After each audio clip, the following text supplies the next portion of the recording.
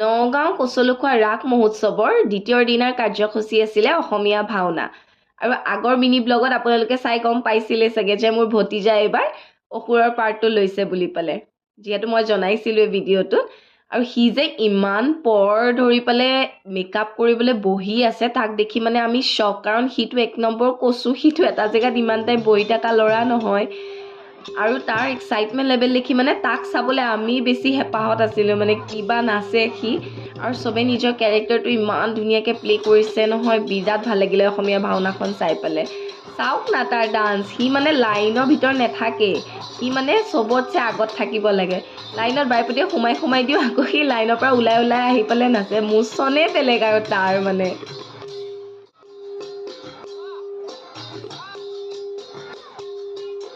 ৰাইজসকল আপোনালোকে যদি মোৰ ভিডিঅ'ছবোৰ চাই ভাল পায় please do like share and subscribe my channel thank you so' much